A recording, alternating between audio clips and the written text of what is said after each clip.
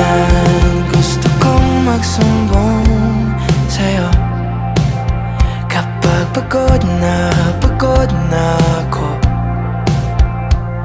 Tama pa bang init na yakap mo ang hinahanap ko?